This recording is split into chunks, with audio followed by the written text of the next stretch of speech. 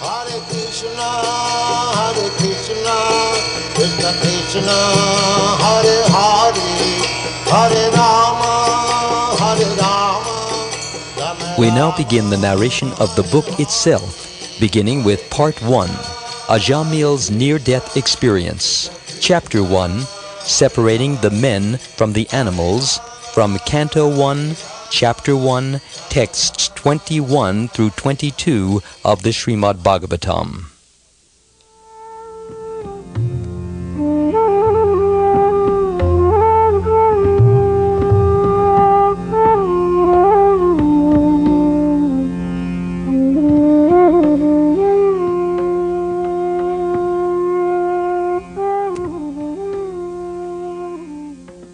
Shukdev Goswami said to King Pariksit, "In the city known as Kanyakubja or Kanauj in present-day India, there lived a Brahmin named Jamil who married a prostitute maidservant and lost all his Brahminical qualities because of the association of that low-class woman. Jamil gave trouble to others by arresting them, by cheating them in gambling, or by directly plundering them. This was the way he earned his livelihood and maintained his wife and children."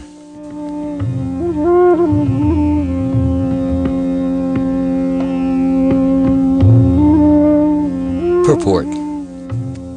Although Jamil was born of a Brahmin father and strictly followed the regulative principles, no meat-eating, no illicit sex, no intoxication, and no gambling, he fell in love with a prostitute, and therefore all his good qualities were lost. As soon as a person abandons the regulative principles, he engages in various kinds of sinful activities. The regulative principles serve to keep us on the standard of human life. But if we abandon them, we fall down into illusory life or Maya. If we want to advance in spiritual life, we must follow the regulative principles and rectify the mistakes of our past lives and this present life.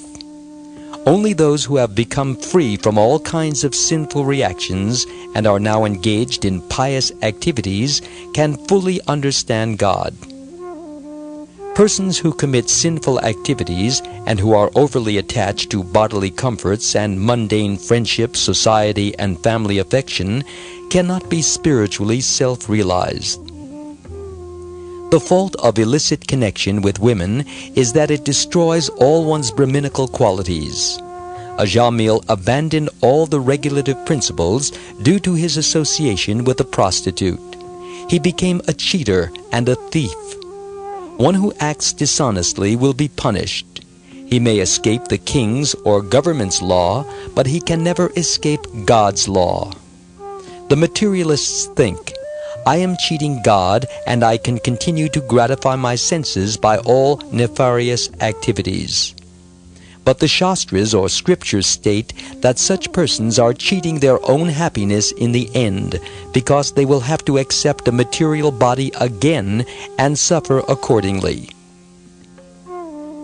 A man who is born in a Brahmin family is expected to be truthful and self-controlled, to be fully cognizant of spiritual life and its practical application, and to have complete faith in the statements of the Shastras. If a person does not follow the Shastras, he becomes degraded. The great sages and rishis throughout the world have given guidance, and their words are recorded in the Shastras. But rascals and fools misinterpret the scriptures and misguide the people. At present, the Bhagavad Gita is interpreted in so many different ways, and these so-called explanations are accepted by the innocent public as authoritative knowledge. One interpreter explains that the battlefield of Kurukshetra refers to the material body, and that the 5 Pandava brothers are really the 5 senses of the material body. But this is not the proper understanding. How can anyone explain the Bhagavad Gita when he does not understand it? Such an attempt is nonsense.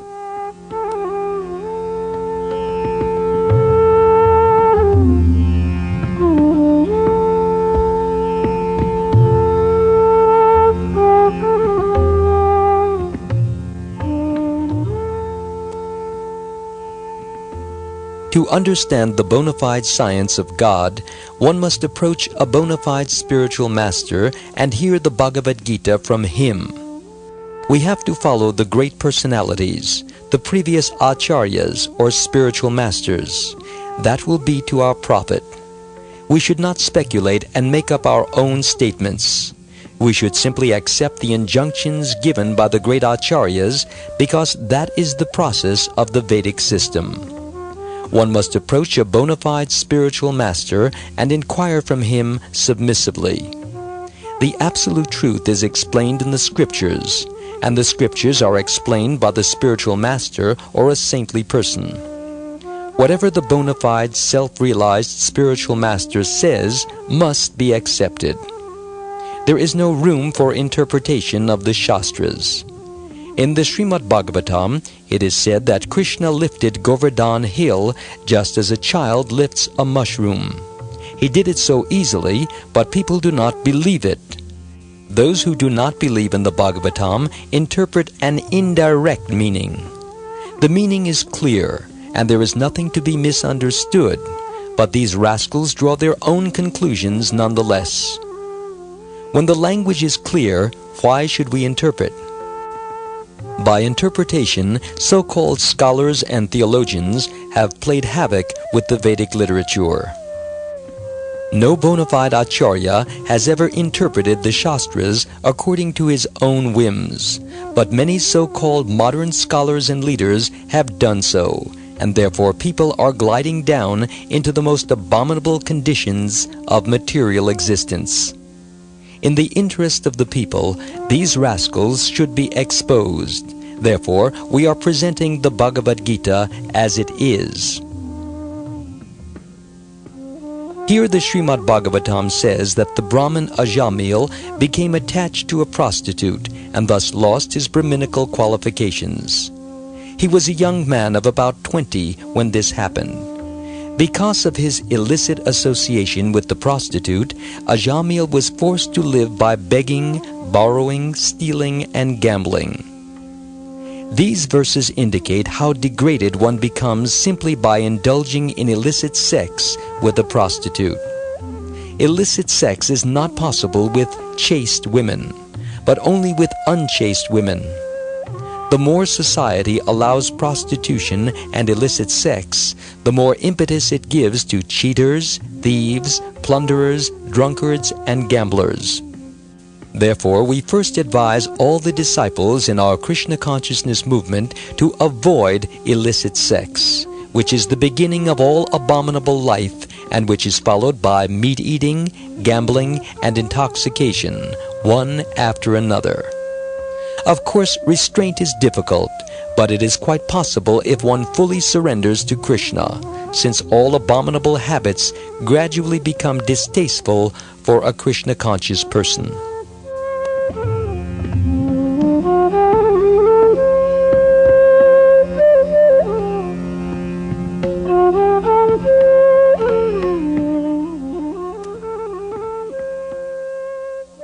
While in his time Jamil was an exception, in the present age there are millions of Jamils.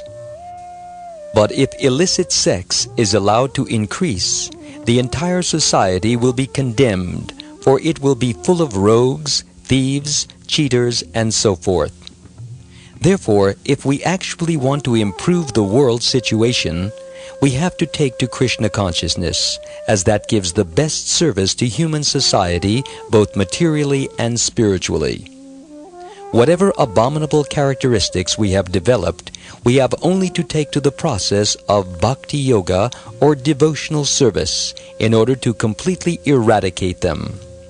We have developed so many anarthas or unwanted habits, the chief of which are meat-eating, intoxication, illicit sex, and gambling.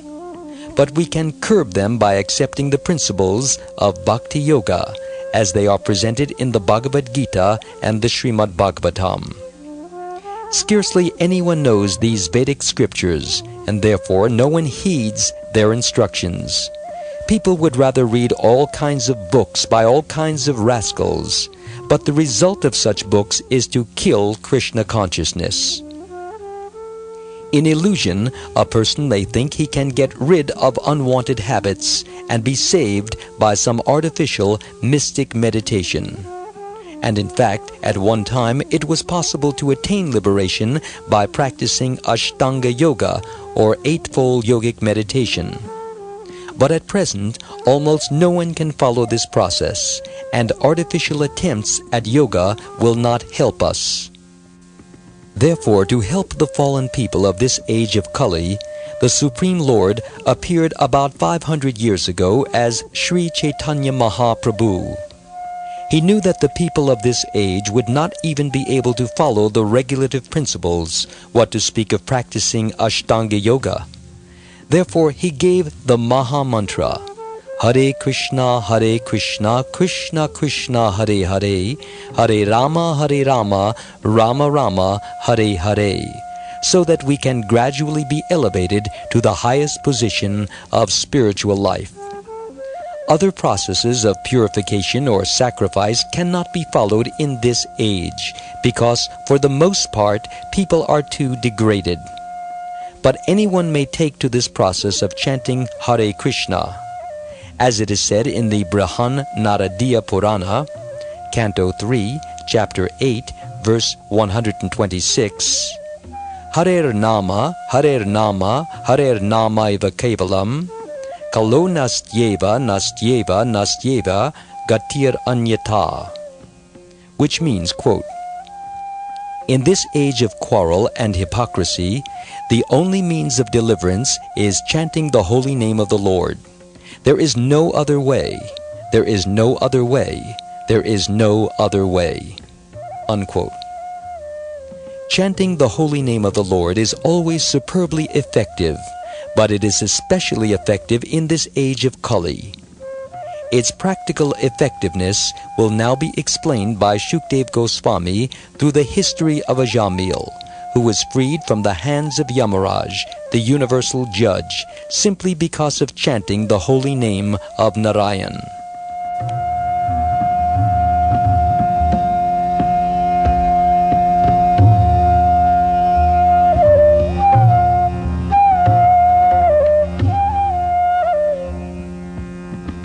To benefit fully from chanting the holy name of the Lord, one needs to chant offenselessly. And to guarantee offenseless chanting, some austerity is required. First of all, one should not indulge in illicit sex. Sex is one of the bodily needs, so it is sanctioned in the Shastras to some degree. One is allowed to live peacefully with one's wife and have sex for begetting children. Other than to beget children, however, there is no need of indulging in sex. One who does not take the responsibility of family life but remains a bachelor and engages in illicit sex is considered irresponsible, and he will have to suffer the consequences. Of course, one who thinks that family life is too big a responsibility can forego it and thus avoid a lot of trouble. Family responsibility is very great. Therefore, if a man feels he cannot accept the responsibility, he should remain a brahmachari, a celibate student. A person who practices the science of brahmacharya under the care of a spiritual master automatically becomes 75% free from material entanglement. Today, however, no one wants to undergo the austerities of brahmacharya. Everyone wants to remain unmarried but also engage in sex. In this way, people are losing all good character. To maintain a woman who is nothing more than a prostitute and engage in illicit sex with her for producing children is sinful. Such children are unwanted, varna sankara, and in this way society becomes degraded. A Jamil became attracted to a prostitute, and with her he begot 10 children. He became so degraded that he could not execute honest business to support his large family, and he was forced to beg, borrow, and steal to maintain them.